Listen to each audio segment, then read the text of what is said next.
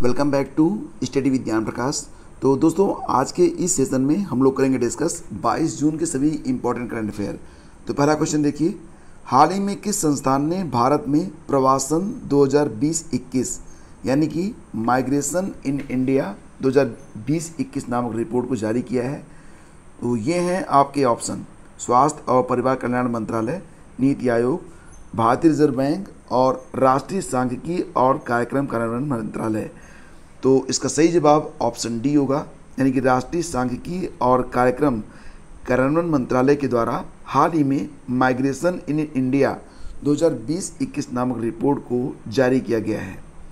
फिर अगला क्वेश्चन होगा, ऊर्जा की कमी को दूर करने के लिए केंद्रीय सड़क परिवहन मंत्री नितिन गडकरी ने औद्योगिक डीकार्बोनाइजेशन शिखर सम्मेलन 2022 का उद्घाटन कहां पर किया है? प्रश्न को ध्यान से समझिए। ऊर्जा की कमी को दूर करने के लिए केंद्रीय सड़क परिवहन मंत्री नितिन गडकरी ने औद्योगिक डीकार्बोनाइजेशन शिखर सम्मेलन 2022 का उद्घाटन कहां पर किया है? तो ये हैं आपके ऑप्शन, जिसमें सही आंसर आपका हो जाएगा ऑप्शन बी, यानी कि नई दिल्ली में। अगला क्वेश्चन देखिए, अंतर्राष्ट्रीय मुद्रा कोष में किस भारतीय को एशिया और प्रशांत क्षेत्र के नए निदेशक के रूप में नियुक्त किया गया है? किस भारतीय को अंतर्राष्ट्रीय मुद्रा कोष मतलब आईएमएफ के लिए एशिया और प्रशांत क्षेत्र का नया निदेशक बनाया गया है? किसको? सही जवाब इसका हो जाएगा कृष्ण श्रीनिवासन, यानी कि इस क्वेश्चन का ऑप्शन डी करेक्ट है। आपको बता दें आईएमएफ के बारे में, इसकी स्थापना होती है 27 दिसंबर 1945 में। हेडक्वार्टर मिलेगा आपको वाशिंगटन डीसी में। मेंबर देश कितने हैं? सदस्य देश इसके हैं 190। वर्तमान में आईएमएफ की जो अध्यक्ष हैं उनका नाम है क्रिस्टलिना जॉर्जिवा। फिर अगला क्वेश्चन देखिए, ड्रोन नीति को मंजूरी देने वाला पहला राज्य कौन सा बना है? तो ड्रोन नीति को मंजूरी देने वाला जो पहला राज्य बना है ये है हिमाचल प्रदेश। हिमाचल प्रदेश में किसानों को सुविधाएं उपलब्ध कराने के लिए ड्रोन नीति को मंजूरी दी गई है। इसमें जो किसान हैं वो अपने कृषि कार्यों के लिए ड्रोन का इस्तेमाल कर सकेंगे, और इस नीति के लिए किसानों को हेल्प करने के लिए हिमाचल सरकार लाखों किसानों और बागवानों को ड्रोन खरीदने के लिए 10 लाख रुपए तक का जो ऋण है उसको उपलब्ध कराएगी। आर सुब्रमण्य कुमार, देखिए नाम ध्यान दीजिएगा, इनका नाम आर सुब्रमण्य कुमार है। आर सुब्रमण्य कुमार किस बैंक के नए एमडी और सीईओ बने हैं? तो इसका आंसर हो जाएगा आरबीएल बैंक, यानी कि इस क्वेश्चन का ऑप्शन ए करेक्ट है, आरबीएल बैंक। तो आपको बता दें आरबीएल बैंक के बारे में, ये काफ़ी पुरानी बैंक है, 1943 में स्थापना हुई थी। हेडक्वार्टर आपको मिलेगा मुंबई में। टैगलाइन क्या है इसकी? अपनों का बैंक। कई बार एग्जाम में टैगलाइन भी पूछे जाते हैं। अंकटार द्वारा जारी विश्व निवेश रिपोर्ट के अनुसार वर्ष 2021 में भारत प्रत्यक्ष विदेशी निवेश यानी कि एफडीआई हासिल करने के मामले में दुनिया में किस स्थान पर रहा है? इसका उत्तर हो जाएगा ऑप्शन सी, यानी कि 7वें स्थान पर। अंकटाड के बारे में आप जानते हैं, फुल फॉर्म बताइए, आगे मैं आपको बता रहा हूँ।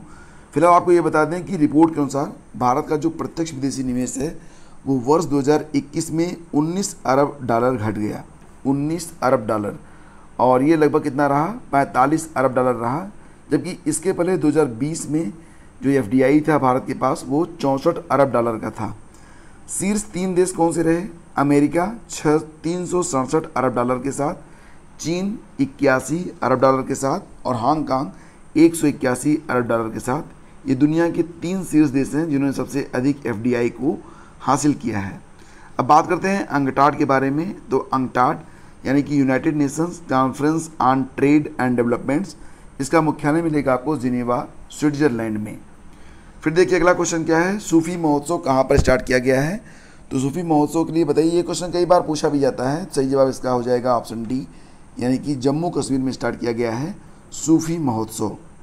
हाल ही में वैखो नामक त्यौहार किस राज्य में मनाया गया है? राज्यों से संबंधित जो त्यौहार होते हैं उस पर भी क्वेश्चन पूछे जाते हैं। सही जवाब इसका बन जाएगा वैखो नामक जो त्यौहार है ये नागालैंड, असम, बिहार और मेघालय में अभी हाल ही मनाया गया था, असम में। तो इसका सही जवाब ऑप्शन बी है, यानी कि असम। मनरेगा के नए लोकपाल के रूप में किसे नियुक्त किया गया है? मनरेगा के नए लोकपाल कौन बने हैं?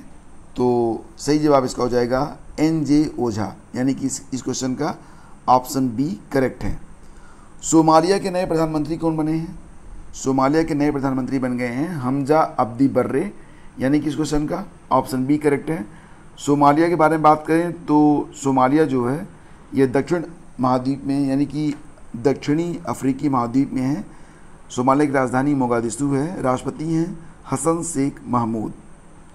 और हमजा अब्दी बर्रे, ये नाम याद रखना, हमजा अब्दी बर्रे सोमालिया के नए पीएम बने हैं।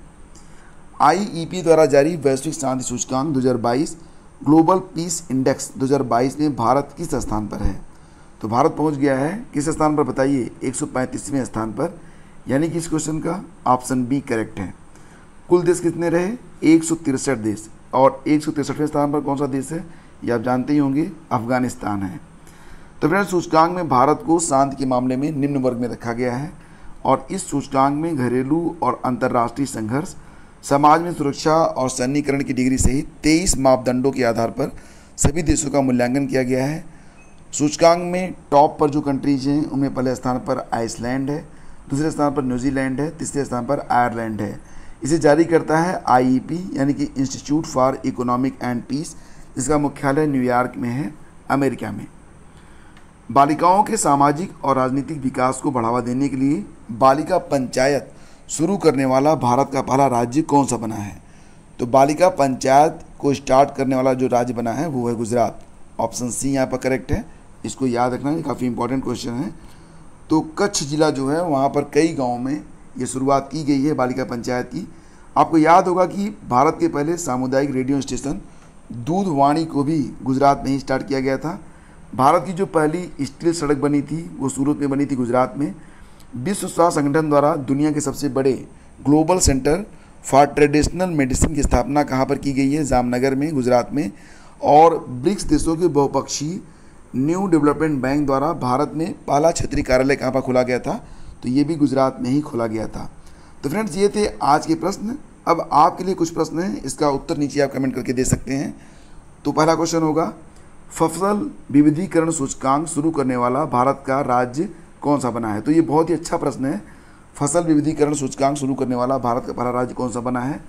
दूसरा क्वेश्चन है, परिवार प्रेषण का अंतर्राष्ट्रीय दिवस कब मनाया गया? और तीसरा प्रश्न है, आईएमडी द्वारा जारी वार्षिक विश्व प्रतिस्पर्धात्मक सूचकांक 2022 में भारत किस स्थान पर है? तीनों प्रश्न बड़े इंपॉर्टेंट हैं, इनमें से कोई भी प्रश्न एग्जाम में आ सकता है, हो सकता है कि तीनों ही पूछ ली जाएँ। तो इसका आंसर आप जरूर लिखिएगा ताकि एग्ज़ाम में अगर ये प्रश्न आते हैं तो गलती ना होने पाए। तो फ्रेंड्स आज के वीडियो में बस इतना ही। अगर सेशन आपको अच्छा लगा है तो प्लीज़ वीडियो को लाइक करके जाइएगा और इसे अपने दोस्तों के बीच शेयर करना बिल्कुल भी मत भूलिएगा। Thank you so much.